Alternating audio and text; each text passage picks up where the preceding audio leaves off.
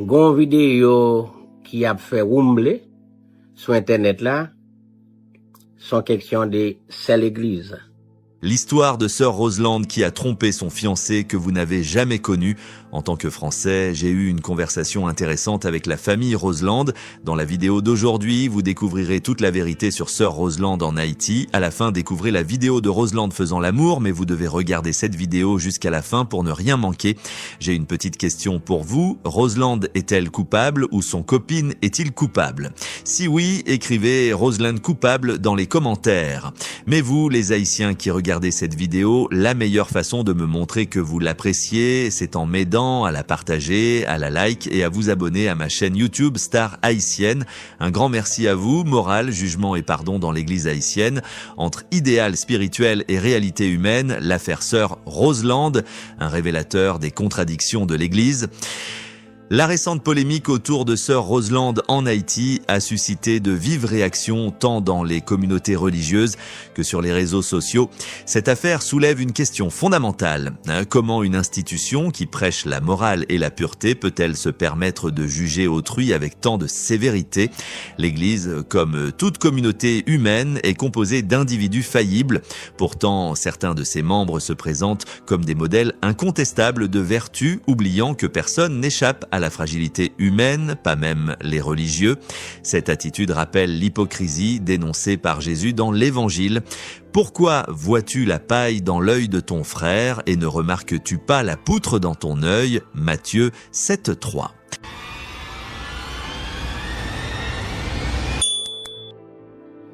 Moi, grand pile moraliste tout. Qui moun qui va jamais pécher a, voyez première coup de roche là. M'a dit nous, chaque arrivé, qui puis y a un monde glissé. Alors, pour qui tout moraliste ça yo, à la déperfection, papa. Est-ce que ça comme a fait a bon? Non, il très pas bon. Mais ou pas placé pour juger. Yon l'autre cause encore. Le piège du jugement, qui peut vraiment condamner? Nous ne sommes pas Dieu pour décider qui mérite le pardon ou la réprobation. La tentation de juger est universelle. Même Jésus, dans Matthieu 4, a été éprouvé par le diable. Pourtant, il n'a jamais rejeté les pécheurs, mais leur a offert une voie de rédemption. Si quelqu'un vous a blessé, la compassion est un choix plus puissant que la condamnation. Certes, pardonner est difficile, surtout lorsque la trahison vient de ceux qui se revendiquent comme guides spirituels. Mais comme le rappelle l'évangile de Jean 8,7, que celui qui n'a jamais péché lui jette la première pierre. La miséricorde, une grâce qui doit être partagée. La véritable force de l'Église ne réside pas dans une perfection illusoire, mais dans sa capacité à incarner la miséricorde. Cette grâce ne doit pas être l'apanage des prêtres ou des parents, elle appartient à tous, car nous sommes tous pécheurs. En Haïti, où les épreuves sociales et politiques pèsent lourdement sur la population, l'Église devrait être un refuge de compassion, pas un tribunal. Si elle veut rester crédible, elle doit reconnaître ses propres failles et pratiquer ce qu'elle prêche, l'humilité, le pardon et l'amour inconditionnel. Parents, faut faire pour pardonner. Si vous n'avez pas encore pardonné, parce que les couteaux blessés ou pas jamais jeter, ou si est ça, ou remettre le couteau en place. Bon, dans Matthieu 4, ou après, même Jésus a été tenté. Et puis, c'est pas seulement parents non qui peut pardonner. Pasteur, tout faut pardonner. Parce que, pasteur, la chair qu'on faible, oui, pas vrai? Donc, sorti dans pasteur, passer dans Jack, l'église là, et traverser dans Cléou, et même Boulon, yo, qui c'est fidèle, yo. Pas de personne qui parfait. Suspend juger. Chita, pas l'accueil, et puis dit, pas faire ça encore. Et puis la vie continue. L'autre cause encore. Et vous, qu'en pensez-vous? L'Église a-t-elle le droit de juger ou devrait-elle avant tout montrer l'exemple de la miséricorde? Les prédicateurs et leurs contradictions, quand les actes contredisent les paroles, il est frappant de constater que certains religieux prêchent une chose et en vivent une autre. Après les sermons sur la vertu, ils tombent parfois dans les mêmes travers qu'ils condamnent.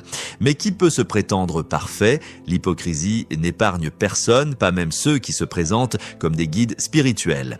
Plutôt que de juger, ne serait-il pas plus sage d'accueillir avec bienveillance, de conseiller avec douceur et de laisser à chacun le temps de grandir? Après tout, la foi n'est pas une course vers la perfection, mais un chemin de transformation. Comme le dit l'apôtre Paul, ce n'est pas que j'ai déjà atteint la perfection, mais je cours pour tâcher de la saisir. Philippiens 3,12. La sagesse divine face aux opinions humaines, discernement et prudence. Sur les réseaux sociaux et dans certaines prédications, les excès et les propos démesurés se multiplient. Attention, ce n'est pas la sagesse de Dieu, mais des interprétations humaines, souvent influencées par les émotions, les préjugés ou les intérêts personnels. Ne croyez pas tout ce que vous entendez. Tout n'est pas vérité, tout n'est pas sous contrôle. La Bible nous met en garde. À toute parole, examinez le fond, retenez ce qui est bon. 1er Thessaloniciens 5:21, le discernement est une nécessité spirituelle. Et ti jeune, fiancé, qui mettait vidéo à dehors, je pense qu'il faut gagner plus maîtrise, il faut gagner plus sagesse. Pas oublier, avant de gagner la sagesse de Dieu, il faut gagner la sagesse humaine. Ou pas gagner la sagesse de Dieu, il faut pas gagner la sagesse humaine. Et ti jeune nan te doué kembe preuve que y a nan men yo, que te audio, que te vidéo, faut kembe yo nan mon, ou pas courir lage bagay nan moment qui pas fait pour ça. Si vous pas j'aime laguer, tout est capable, j'aime laguer, tout dépend. Eh ben, ça son erreur bon côté ti jeune là. Demoiselle là, oui, la chair est faible, mais ou te ka résister. OK, ou gen tort. L'autre bagay encore que n'a dit, la faiblesse humaine et l'importance de la discipline, un dialogue nécessaire. Le sujet des relations intimes avant ou après le mariage reste un tabou dans beaucoup d'églises. Pourtant, beaucoup de croyants luttent en silence, tiraillés entre leurs convictions et leurs désirs. Certains justifient leur choix en disant qu'il faut essayer pour savoir, mais cette logique peut mener à des regrets profonds. La discipline n'est pas une prison, mais une protection.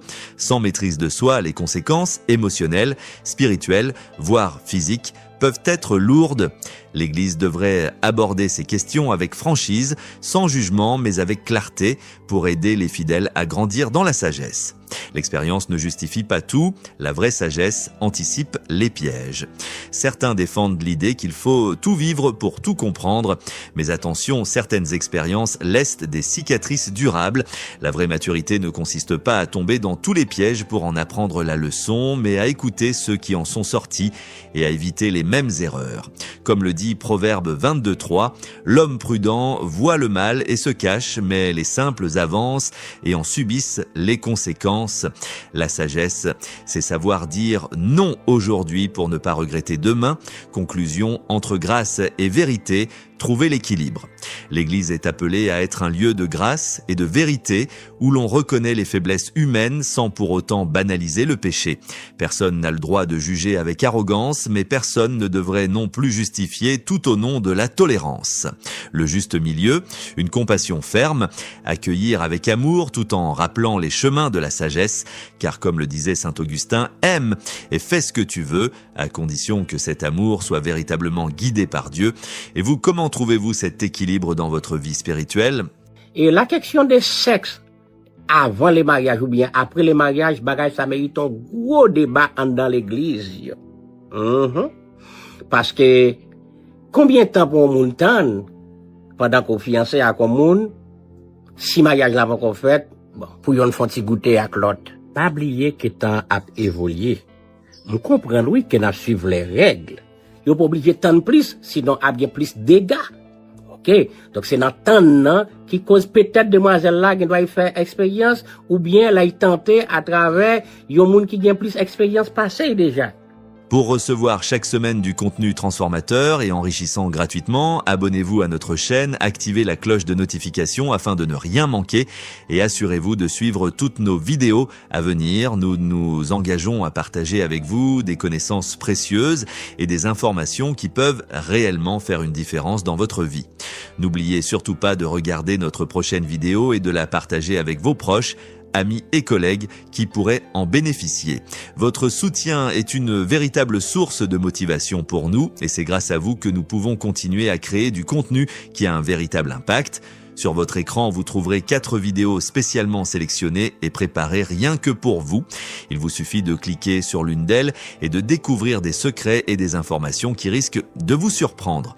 Vous êtes ceux qui créent véritablement des opportunités autour de vous, alors ne perdez pas cette chance d'approfondir vos connaissances et de faire des découvertes étonnantes. Nous vous remercions infiniment pour votre fidélité et votre soutien constant. Grâce à vous, nous avons la possibilité de continuer à offrir du contenu de qualité. Allez vite regarder maintenant et n'oubliez pas de partager avec ceux qui pourraient en tirer profit.